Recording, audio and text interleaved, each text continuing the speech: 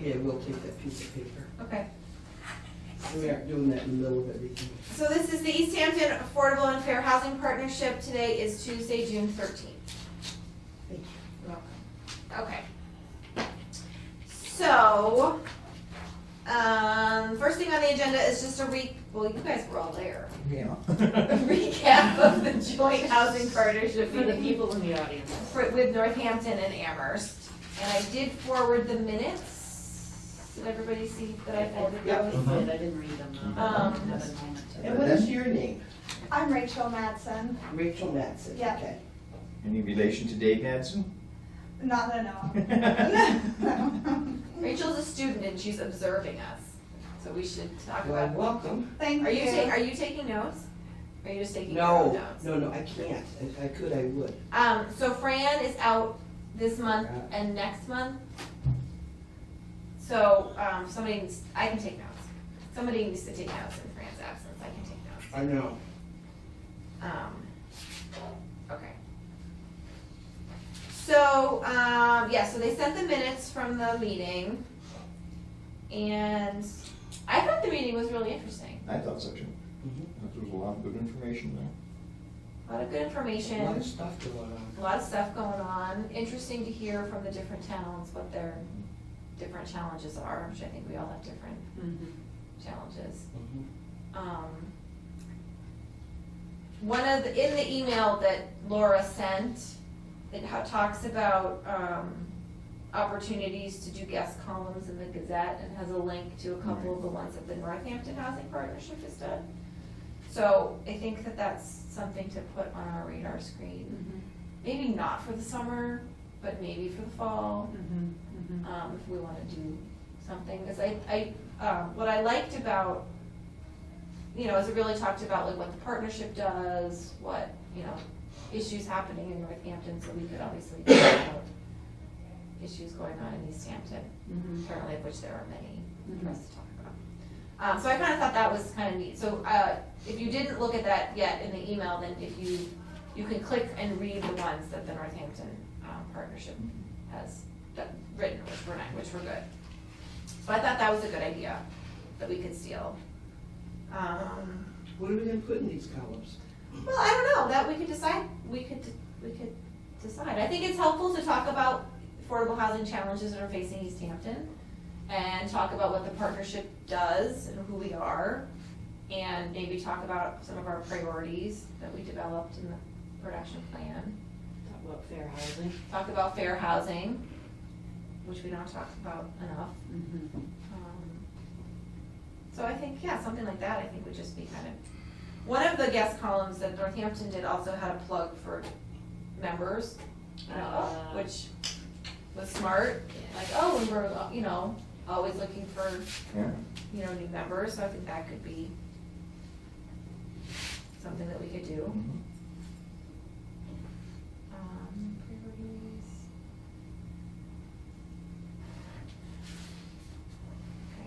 Okay.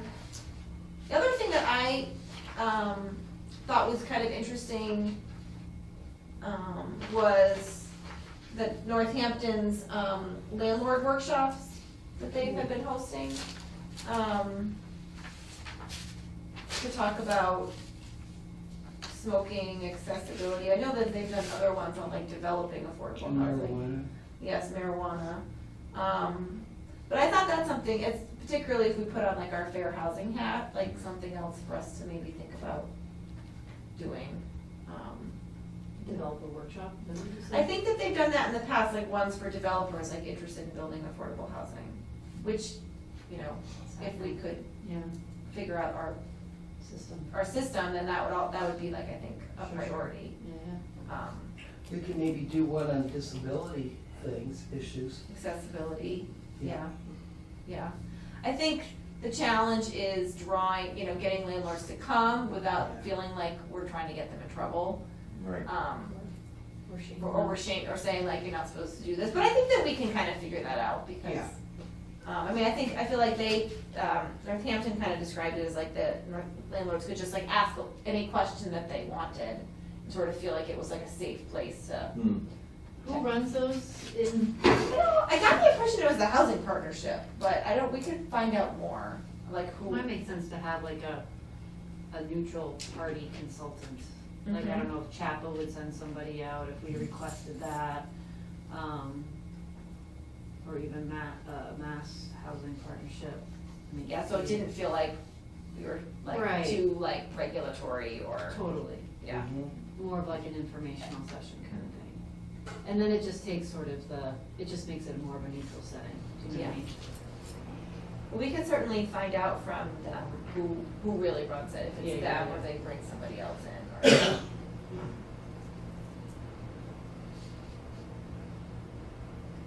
Okay. I don't know, anybody else have any thoughts about the meeting? It's huge. Huge number of people? Number of people, number of things going on. That's true. Rachel, if you want me to forward this to you, I can. It's we had Okay. a joint housing partnership meeting with Northampton and Amherst to talk about things that were going on. So if that would be helpful to you, it has like Absolutely, all yeah. kinds of information about what each town has been doing. Can you just give her that hard copy and we can add anyone or no? Yeah, I could do that. Yeah. Thank you. Wow, we're really Good smoking problem today, solved. yeah? I'm going old school. Yeah. Yeah. Yes, there was a lot of stuff going on. All right. No other thoughts? Mm-mm. All right. All right, Jess, do you want to update us on anything happening with number 2? So down payment program, we have entered a contract with Valley CDC, it's been signed. Right now, we're in the process of working on the legal documents, so the stuff that gets filed with the, not making much sense right now. Family. I forget what they're called, but they have very specific names. Like the DPL Yeah, documents? it's like the DPL documents, but it's not even, it's like, yeah, there's the promissory note and there's other, so we, been going back and forth. We had a meeting with Joanne Campbell and Donna Cabana, and we sat down for like an hour and just talked about like, how is the program gonna be run? Who's gonna be responsible for what? Just talking about some of the challenges right now and trying to basically find a house that's affordable in East Hampton that somebody is going to be able to qualify for, under the income, restraints. So, how they're running the program in Amherst, you know, so we sort of talked about a lot of different stuff when we met, and so now we're in the process of kind of finalizing those legal agreements, that would get filed by the homeowner and, sending it to the city attorney for review and comment. So, we're set to sort of start up July 1st, but, it's gonna depend on how long it takes for the city attorney to kind of review the documents and provide feedback. So, but they're already starting to market a little bit and get things wrapped up, so. Okay. So that's that.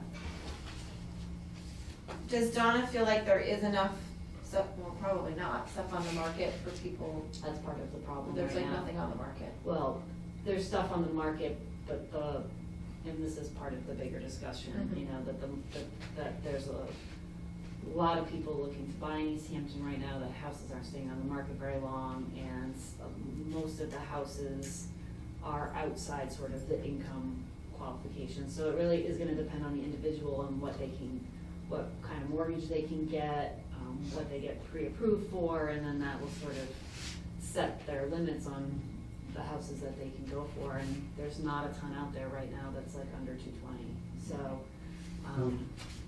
so we'll see, it's gonna be interesting to see how this plays out. It's gone up fast, hasn't it? Very Last fast. couple of years.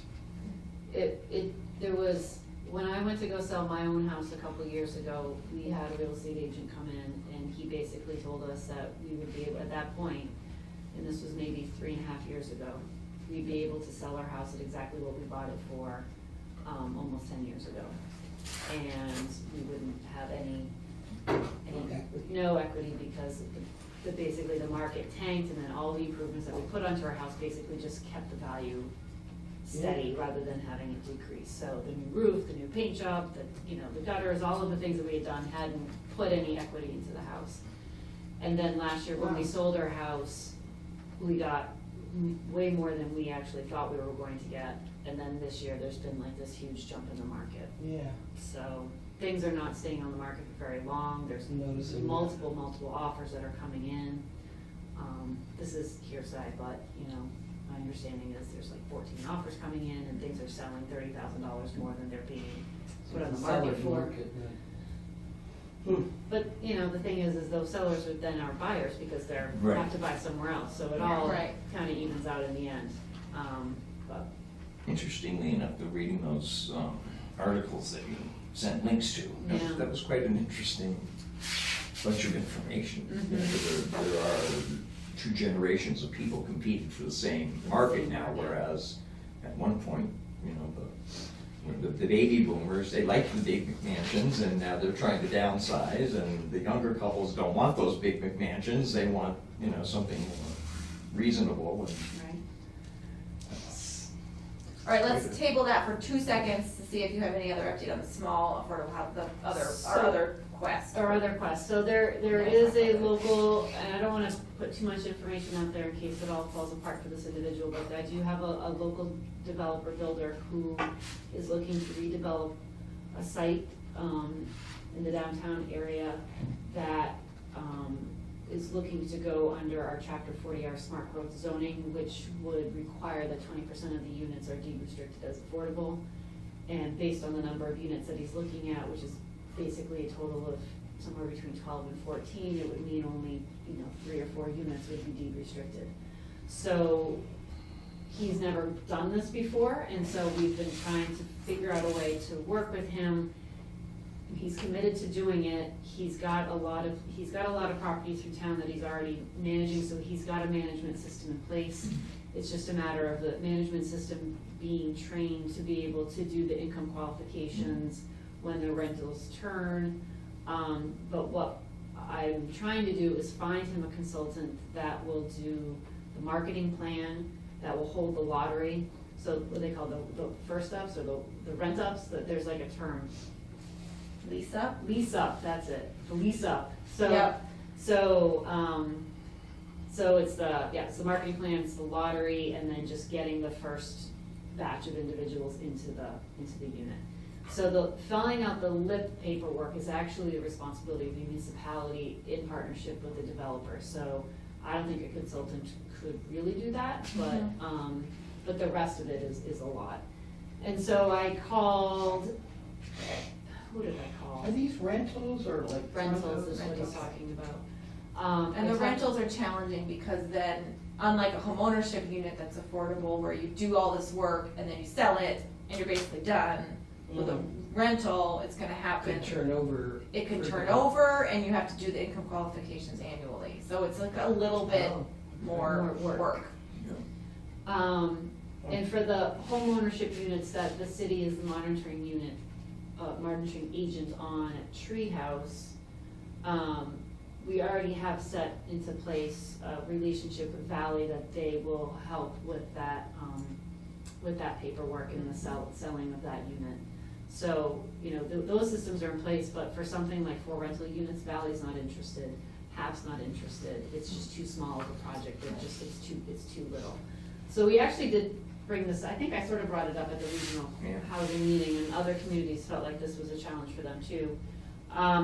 So I talked to an individual at MHP, and she had suggested to contact the housing authorities because they would have the staff in place that might be able to do this if they were big enough. I haven't reached out to East Hampton because my sense is they're too small to be able to take on something like this, but it's on my list of things to do. The other entities that they had suggested was Amherst Housing Authority, which I reached out to Jana on, and she was kind of like, because Jana used to work there. She didn't think they had the I capacity. just don't think they have the capacity. And if Amherst doesn't have the capacity, that makes me think East Hampton certainly doesn't have the Right. capacity. And then they had also recommended Berkshire. It was Oh, like- yeah, that was weird, Berkshire Regional Housing Authority. Mhm, And but it was like Berkshire the Housing. development arm Right. of that entity that they might be able to do it. So my plan is to call these people and sort of vet it and see whether these are things that they can do. If that's the case, I'll try to match them up with this developer and see. He's ready to like file his plans any day now, like he's ready to go. So I think at first he thought we were talking about section 8, so that was a little bit of an education. He thought it would just be the voucher program and he'd be good to go. And I was like, no, these are deed restricted, like there's all of these steps that, this is more than section 8. So anyway, so we're trying. If we can keep him interested long enough to, you know, get things in line for him. He said that right now he's currently losing a good amount of money every month on this property, so he wants to get it redeveloped so he can Yeah. start making his money back on it. Because right now he's losing money, so. Does he think that if his staff was trained, they'd be able to do the annual? He does. Okay, so And it's the really just the reporting. lottery. It's the marketing, and the lottery, and the lease ups. Did you talk to Pat? I haven't talked to anybody. I've Yeah. had Other things. Other, like, pressing deadlines that need to happen now, so. But. I would, yeah, I mean, because when I worked at Chapa, there were consultants that did this. Right. Mostly in Eastern Mass, because Western Mass never had the volume that Eastern Mass had. And I looked at that consultant list, Yeah. so I pulled it up, and I had asked the woman at MHP about that consultant Yeah. list, and she said, she was like, no, it's not that good, it's out of date. It's probably out of date. So, But but I did kind of go and cruise on it just to see Yeah, like like what anybody would pop jumped up. up from Western. Or anybody I would recognize, Yeah. No, it was all Eastern Mass folks and, And for 3 or 4 units to get an Eastern Mass person right. would be way too expensive. Yeah. And they wouldn't know anything about East Hampton. I contacted Connie Kruger, Yeah. she had suggested Valley.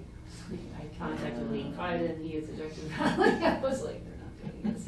So, so it's still a thing, trying to figure it out. We're gonna figure it out. If the Berkshire folks are willing to, that would be great, Yeah, they might be. so. I'm just trying to think of, yeah, cause like otherwise it would, right, it'd be half or, and they're just, it's too little. It's too little, they're not interested. If you go with all low income, all the units, does the owner make any money? That's why there's subsidies and that's why there's different financing for projects like that. That's why, yeah, you'd have to get financing from the state and from, you know, and for 12 units, it's too small.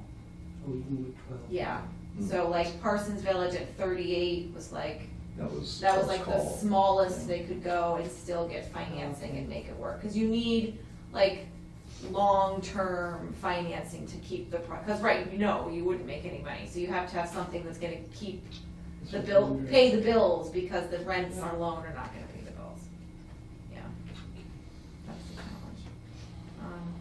All right, well, We'll but see. it's great that he's still interested and is willing to do it, so I feel like, Yeah, I mean, even after I was like, it's not section. Right. He was like, okay, well, still interested, and the reason that they're interested, I mean, is they're getting, because they're going 40R, there's flexibility in the design, and they don't have to have as much parking as if they Oh. went under the reg. So there's incentive in the Right. 40R from a development perspective, which is exactly why you want that type of zoning, you know, create an incentive that provide some flexibility, provide a parking relief, provide something that makes it enticing so that you're willing to do the affordable units. And that's where he's at right now, because it's a tight site right downtown, so.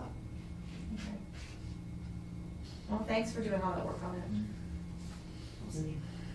Peace out. I'm optimistic. I'm glad you are. But yeah, and let me know if there's anything else I can do to help. Yeah, yeah. I mean, yeah, I just don't think Amherst has the capacity, because it's not like marketing anything else that they have. That's the problem. Like, even with the East Hampton Housing Authority, it's not like marketing their public housing units. Right. So there's this big learning curve, and I just Yeah. don't see that happening quickly for this developer. So, Anywho, all right, so, number 3 on the agenda Did anybody have a chance to watch the EDIC meetings from April and May, besides me? I did. I couldn't hear it very Yeah. well, but I did watch it. I went to get their minutes, but they don't yet have the minutes from that last meeting. Not from the last meeting. You know, Right. so- The last meeting I thought was particularly difficult to hear. So, do you want me to do the? Go ahead. All right, Yeah. so, Jess made me aware of some discussions that were happening at the Economic Development Industrial Commission regarding housing. Not specifically about affordable housing, but really about, really about two different, they were sort of seemed like these two different things percolating at the meeting. One had to do with the over 55 bylaw and whether or not East Hampton has a need for more senior housing. And then the second kind of idea that they had going on had more to do with encouraging more housing in what is the downtown business district. You have to help me, 'cause I can't remember Yeah, what it's called. downtown business zoning districts, yeah. And whether or not East Hampton should allow for first floor apartments in the downtown business district.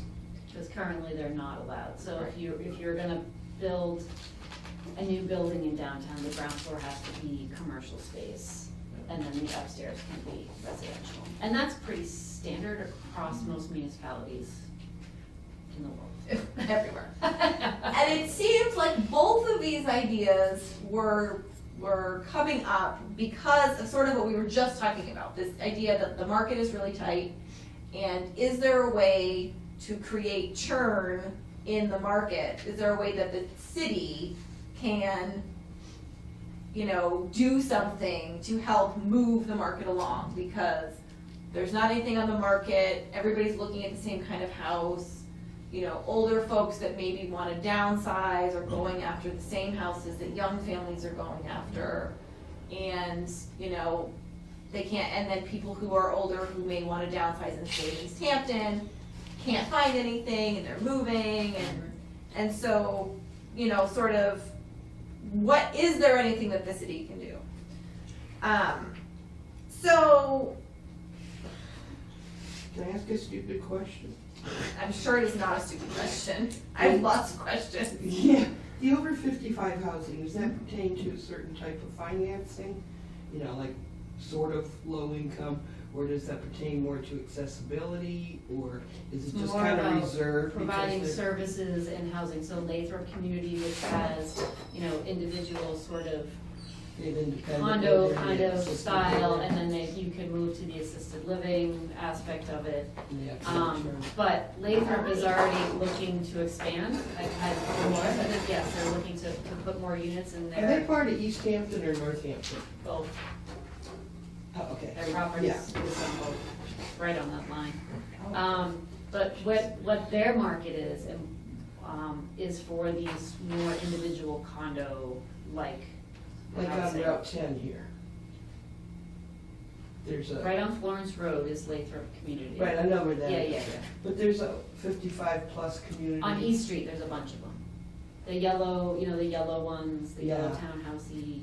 Well, I was thinking about on Route 10 going towards Southampton. Yes, There's like an older section on the yeah, right yeah. and a new section on the left, and they're kind of like, well, they are condos, right? Well, there's Hamden East, which has got the brick in the front, has a Oh, brick okay, wall. yeah. That's senior as well, and that's fairly high end.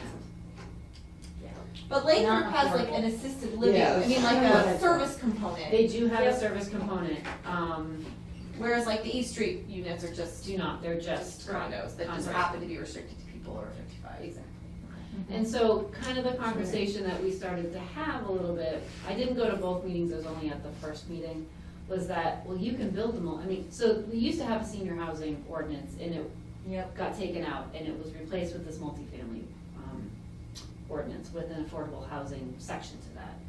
So my comment to them is, there's nothing prohibiting you from deed restricting. If you want to build a multifamily and deed restrict it for senior, you can go ahead and do that. So, that's my struggle with their push for or it's actually one individual's really push for, bringing back the senior housing ordinance, and I think what he's actually looking for is a higher density. So he wants multifamily at higher density than what's currently allowed under the multifamily, Without the affordable component. without the affordable component. It has nothing to do with affordability. Right. Their conversation has all to do with the housing market right now, and they're trying to think of ways to, as you said, sort of get the market moving again and to create some more flux, so. And then the second conversation is really about downtown, whether or not there's more, people wanna live downtown and whether or not there should be first floor. So, And there was this weird it was hard to hear the second meeting, so there was this conversation about studios, and I think it was more about like live-work studios, Yeah, not so- like studio apartments. so the handful of developers that I've had some conversations with, who are looking to do new developments, they are telling me, and I think there's a whole lot of factors behind this, but they're telling me that it's difficult for them to rent their commercial spaces and the retail spaces. They constantly have vacancies. They, there's just not a market for it in East Hampton. And because the retail market is changing and a lot of people are buying stuff online, there's not maybe that retail need in that sort of way anymore, although I will strongly advocate for downtown that is experiential and that people can go and have experiences, they can have face-to-face interactions. You might not be going down to go buy a tube of toothpaste anymore, but you might be going down to buy a freshly baked croissant, so, or an ice cream cone, you can't get that online. Handmade gifts. So, Right. a tattoo, you can't get that online. Right. So, I think that Well, you that's, can, but they're not gonna stay. they're not, they're gonna come off in the bath. So that's kind of like what the dialogue is, let's not think about just getting completely rid of retail space and just bringing in housing, because my concern is that people start demoing our historic buildings, they start building residential units, and then we won't have any storefronts left in downtown. So Right. there's gotta be like this sweet spot. So, but what they're telling me is that they have huge wait lists for all of their rental properties. They cannot meet the demand. Every local builder that I've talked to that has come to me is saying, I need more rental units. There are people looking to rent. This is what I wanna build. So that's why they're pushing for allowing some sort of ground floor residential, because they're, in their experience and in their market, there's no market for the retail, but there is a market for the rental, residential rental. So that's kind of the challenge for us Yeah. locally, and I don't know if that's necessarily the case in Northampton or Amherst or Holyoke or South Hadley, but that's what I'm being told by builders right now. So, is the compromise that maybe the unit that is on the street stays a retail unit, but you can put residential in the back? That's what I think is sort of a happy Yeah. medium, Yeah. that you can still allow that ground floor retail and you can just design it a little bit differently. Another idea that has been proposed is the live-work units, so it is still like a commercial space, because if it's for somebody who is working and living in that space, designed in such a way that the commercial aspect of that live-work space is in the front Yeah. and the live part is in the back. Right. So that's, I think, another sort of interesting idea, and giving our artist community, maybe there'd be a market for that. Yeah. So, none of this has to do necessarily with affordable housing, but my concern is that the housing is becoming so expensive, whether it's rental or purchase, that we are gentrifying at a pace that is a little frightening to me, quite Yeah. frankly. So, Somebody posted an apartment for rent on like Maple Street the other day, and I looked at it, and it was smaller than my house, and the rent was more than my mortgage. And I thought, wow, we really, if our rental is that tight, that people are being priced out, that's problematic. But what I think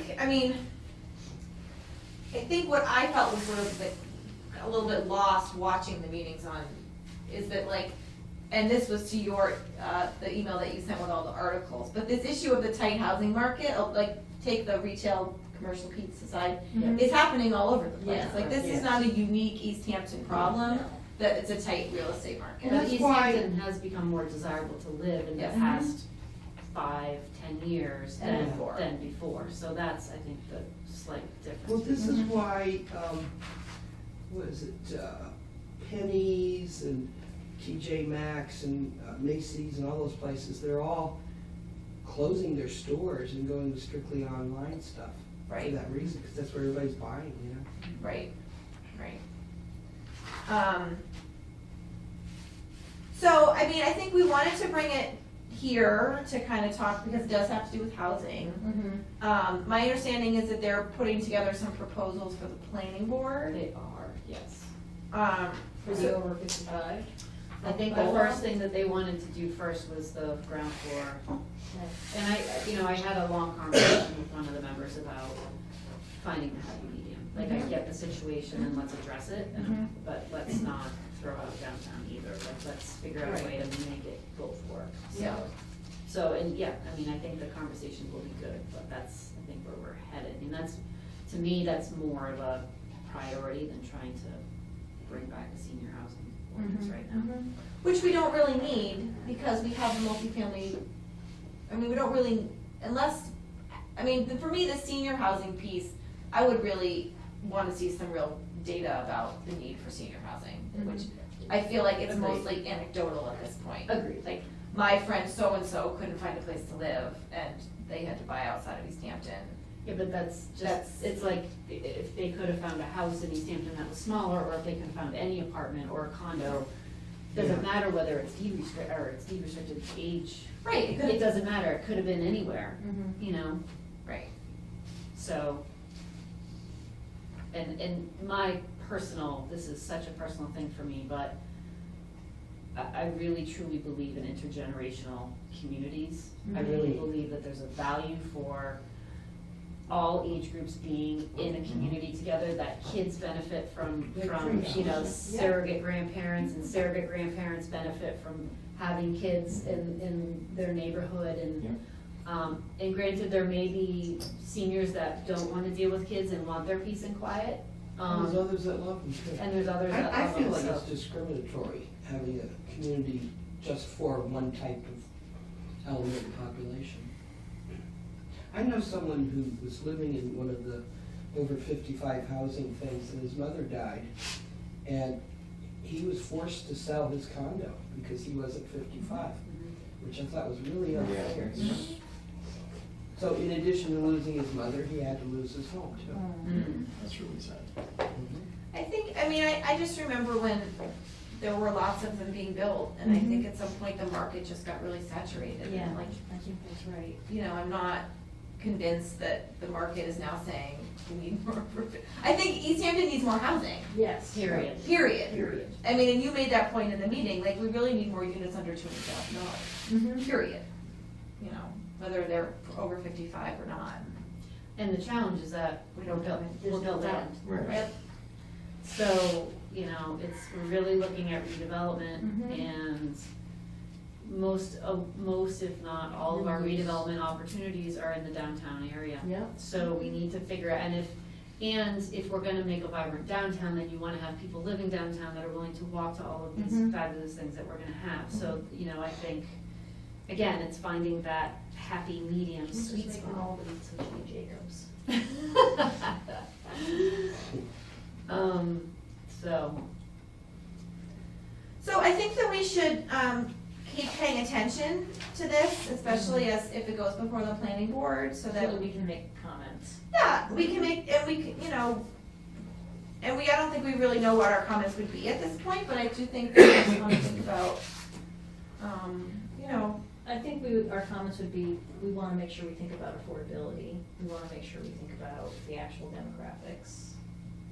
You know, the fact that there isn't buildable land, just making sure they What's the raise. status of the Ferry Street property at this point? It's Is for that sale. still, It's for sale, yeah, okay, by the previous owner, or it's got a big for sale sign on it. I must not have driven by there in a little while? It's right next to the graffiti, it says cops rape. it's still for sale for a lot of money, wasn't it, like, 3 million. I don't know what the number is anymore. It changes. do you ever get calls from anybody interested? There's some interested parties right now. Cool. Good. Is that strictly, business, industrial? It's So- mixed use mill industrial, so it's zoned the same way as the other mills are. So So they you can do a lot in there, actually. But you what can't that do means. housing per se, right? You could, Yeah. Yeah. Oh, you could? yeah, the other mills have housing. Eastworks has 42 units, Mill 180 has Cottage Square. 28 Mhm. units, Cottage Square has 50 units. I didn't know Eastbrook had housing per se. He was the first, On the top floor. yeah, top There are floor. Apartments on the top floor. Wow. Loft style. Is the Yeah. only access to fair, to the part, because I know the parcel is really big, Mm. is the only street access, like, on Ferry Street? Yes, although I think, That could be changed. I couldn't it? think, yeah, Because it feels to me like that would be, if that property was redeveloped, let's Mhm. just say. That's a difficult. That's a very intersection difficult already. intersection if you had like a large Mhm. mixed use, Mhm. something going on right Yeah. there. Yeah, it's already would get- challenging. it would get figured out. Yeah. All right, any other comments on this for now? Stay tuned, okay. Last thing on the agenda is an update from Jim. Hi. Who asked to be on the agenda remind me what ICAG stands for. Yeah. I wish I could. They decided on that name at the meeting that I wasn't at. ICAG. And I haven't figured it out yet. Doesn't roll. So what is it? Okay. However, it What's it is, mean? it's a subcommittee of the Regional Housing Partnership at PVPC. Oh, okay.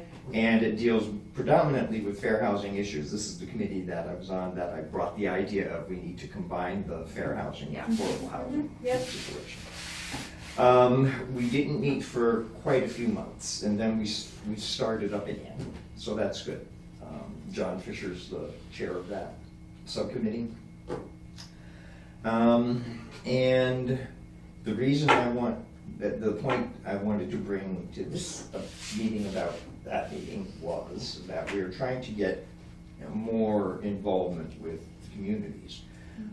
Many of the surrounding communities have people from their housing authorities part of this subcommittee.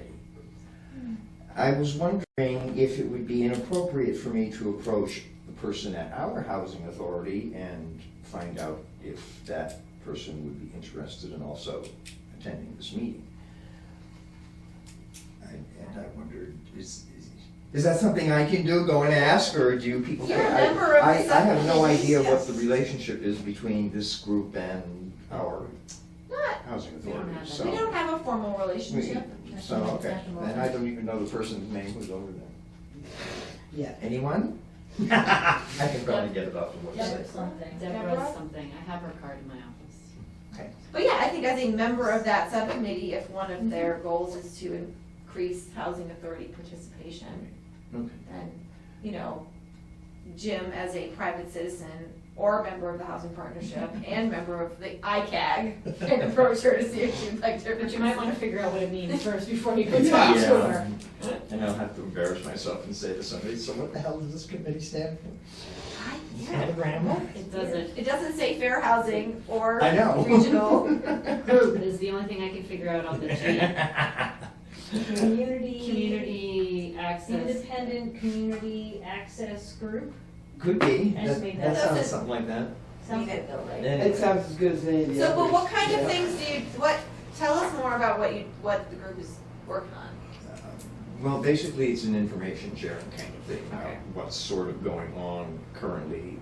With you know, related to fair housing. The administration related to fair housing and funding and So looking at, watching the federal, kind of, Stuff, you know, yeah. we're finding out like. state stuff. like, this program, fair housing, is being full funded apparently, and everything else is getting slashed. But they haven't touched the Yeah. fair housing budget yet, so, Okay. for HUD, so that's good. You know, but, you know, things like that. Okay.